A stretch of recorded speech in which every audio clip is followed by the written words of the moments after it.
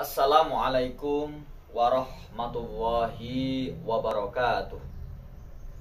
Bismillahirrahmanirrahim. Alhamdulillahi rabbil alamin. Wassalatu wassalamu ala ashrafil anbiya'i wal mursalin wa ala alihi wa sahbihi ajma'in, amma ba'du. Para sedulur dimanapun Anda berada, ada sebuah kisah yang sangat menarik, yaitu kisahnya Sa'labah bin Hatib. Sa'labah bin Hatib adalah salah satu sahabat Rasulullah Muhammad sallallahu alaihi wasallam, bahkan termasuk salah satu sahabat yang agung.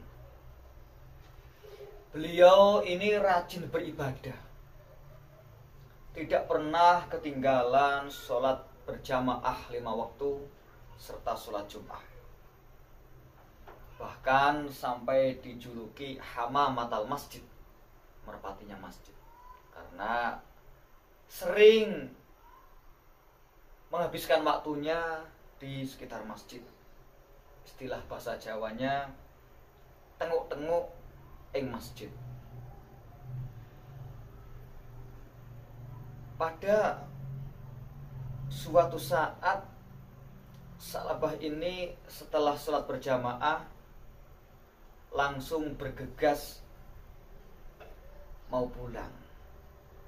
Istilahnya rerikatan atau terburu-buru mau pulang. Ketika itu Rasulullah melihat kejadian tersebut, langsung bertanya kepada Sa'labah, "Kenapa sira kok ngelakoni kelakuane wong-wong munafik?" Mergo setelah sholat langsung bergegas pulang, mau pulang terus seperti itu. Akhirnya Sa'labah nika jawab, "Saya ini mau pulang karena istri saya mau sholat. Kebetulan pakaian yang layak buat sholat itu cuma satu ini. Jadi istri saya itu mau sholat menunggu pakaian saya ini. Karena sangat miskin."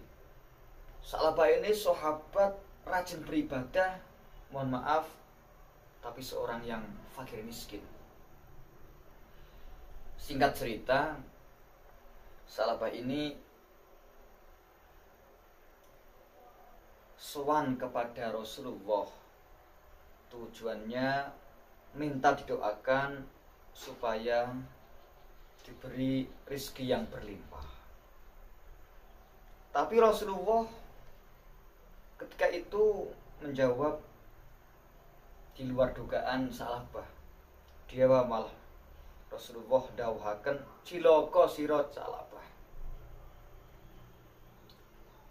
Sithik nanging iso syukur marang pangeran ira iku luwih bagus katimbang akeh nanging sira ora kuat nyukuri."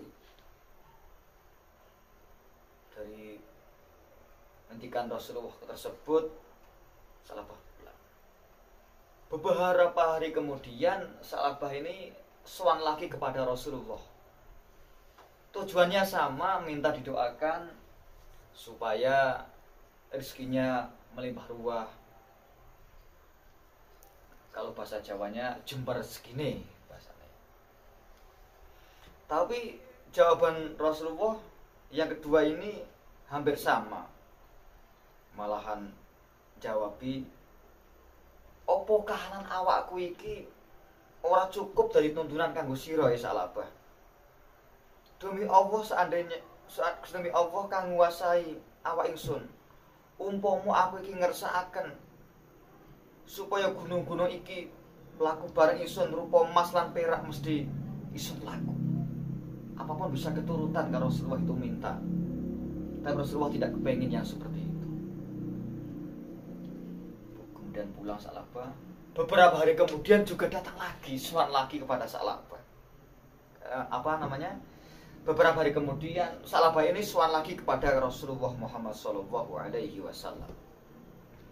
Di sowan yang ketiga ini sampai Sa'labah itu bersumpah. Biasalah orang kalau belum kaya kan seperti itu, kalau ngomong enak ya. Begini perkataan Sa'labah, demi Allah ingkang ngutus panjenengan mawi beto dawuh ingkang leres, menawi kula niki dipun paringi arta dening Gusti Allah, kula mesti badhe maringi sinten ingkang anggadhahi hak punapa ingkang dados hakipun. Biasa nek tiyang dereng sugih dados niku. Oh, seandainya saya jadi orang kaya, saya mau ahli sedekah, ahli memberikan kepada orang lain, ahli membantu fakir miskin. Karena belum kaya, mungkin kalau ada lain cerita. Ya, bayangkan saja kalau kita amati di dunia sekarang ini, ya mohon maaf kalau ada pilihan apapun, pecel apapun kan biasa. Seandainya saya jadi, saya akan begini. Kadang ya ada yang lupa, ada yang teringat, itu biasa itulah manusiawi. Karena belum jadi. Kalau sudah jadi kan lain cerita lagi. Akhirnya singkat cerita itu Rasulullah itu mengamini apa yang jadi permintaan Sa'labah. Sa'labah didoakan oleh Rasulullah Muhammad SAW. Allahumma rizuk Sa'labah malan. Ya Allah paringi datang Sa'labah niki apa kang kathah. Karena yang berdoa Kanjeng Nabi mustajab, otomatis ya, mustajab. Sa'labah dimulai dari peternak kambing. Kambing 1, 2, 3 berkembang pesat.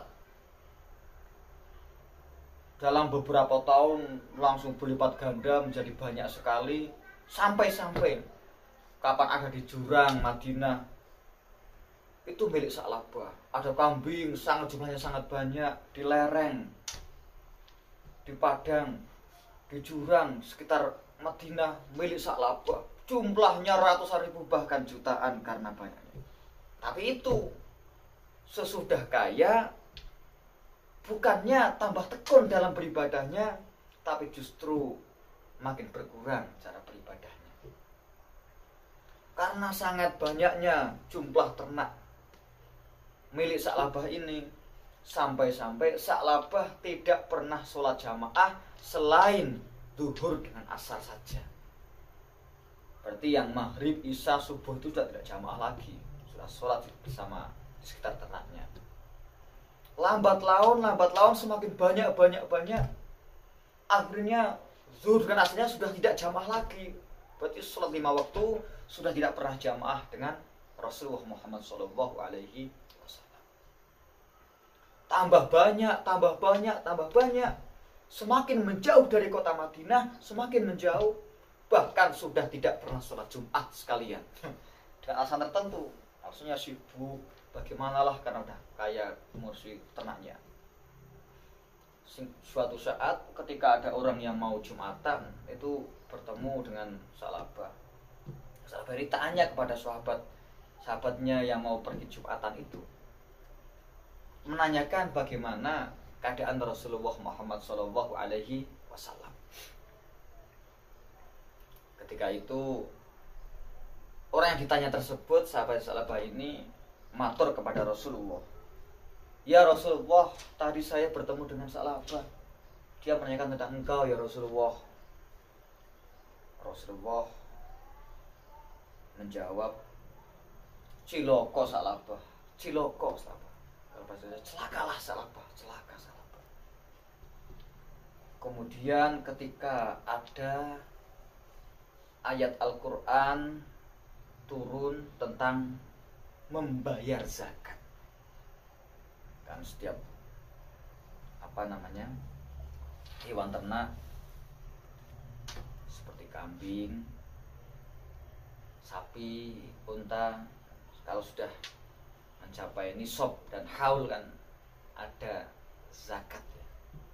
Kalau kambing 40, kalau sudah sampai nisab dan haulnya kan zakat kambing setunggal, kambing satu.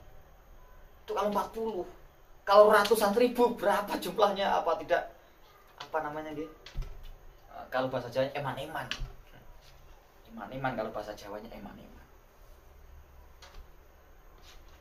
Pada saat itu Rasulullah mengutus salah satu seorang dari Bani Sulaim dan satu orang dari Bani Juhainah untuk penarikan zakat, pengambilan zakat dari masyarakat. Ketika orang tersebut yang ditugasi itu sampai kepada Sa'labah, menyampaikan apa yang diperintah Rasulullah untuk mengambil zakat, Sa'labah ini malah bahasanya Jawa itu ngenyek. Bahasanya itu apa ya? Ngenyek lah, menyepelekan. Kalau ini semacam pajak ya. Berarti ini pajak nih. Ya sedikit pajak lah. Sama persis kayak itu pajak. Zakat dikira pajak, malah menghina seperti itu. Nanti kesini lagi. Nanti saya pikir-pikir dulu. Kemudian dua utusan tersebut mengambil zakat di Bani Sulaim. Di Bani Sulaim ini malah orang Sulaim ketika surat tersebut atau perintah mengambil zakat ini disampaikan pada Bani Sulaim, orang Bani Sulaim malah mempersiapkan unta yang bagus-bagus, yang istilahnya tidak cacat, yang gemuk, yang besar, dipersiapkan untuk diberikan untuk zakat. Akhirnya karena orang Bani Sulaim ini sangat menghormati dan mau membayar zakat, malah orang Sulaim ini didoakan Rasulullah Muhammad SAW, didoakan semoga tambah banyak rezekinya, tambah baik dari Rasulullah. Kemudian setelah Bani Sulaim setiap zakatnya sudah dibayarkan, sudah diambil oleh petugas ini, sampai kepada Sa'labah lagi karena sudah waktunya milik Sa'labah untuk diambil zakatnya. Ketika itu jawabannya juga sama. Coba saya mau lihat surat dari Rasulullah seperti apa kok ada zakat dan lain sebagainya. Sudah dibaca, wah ini itu kan persis seperti pajak ini. Ya sedulurnya pajak lah, kok intinya ngenyek, kalau bahasa saya itu ngenyek lah, menyepelekan. Nanti saya pikir-pikir lagi kalau bayar seperti ini, nanti saya pikir lagi. Karena itu, iya kalau jumlahnya 40 atau 80 atau 100. Kalau ratusan ribu, kalau jutaan, berapa kalinya? Kan dikalikan, kalkulasi kan sangat banyak. Seharusnya eman-eman lah. Ketika seperti itu, Rasulullah ketika mendapat laporan Sa'labah itu tidak mau membayar zakat, bahkan malah ngenyek, menghina zakat itu, disifati seperti pajak. Rasulullah dawahaken, celakalah kau Sa'labah, celaka Sa'labah. Sampai kepada suatu saat Sa'labah ini beberapa tahun kemudian sowan kepada Rasulullah untuk menghantarkan zakatnya. Tapi pada saat itu karena Sa'labah ini sudah menghina zakat, disifati seperti pajak, sebenarnya sangat marah. Ketika itu Rasulullah tidak mau menerima zakatnya Sa'labah bin Hatib. Karena Sa'labah ini bahasanya sangat bingung, sangat susah, sangat sedih karena Rasulullah tidak mau menerima zakatnya. Karena tadi sudah menghina zakat, dikira pajak dan lain sebagainya. Sampai Rasulullah tidak mau menerima zakatnya. Sa'labah itu di depan Rasulullah mengambil tanah, mengambil lebu lah, diusapkan pada kepalanya karena susahnya, karena bingung bagaimana seperti apa. Sampai Rasulullah wafat, kemudian khalifah diganti Sayyidina Abu Bakar As-Siddiq.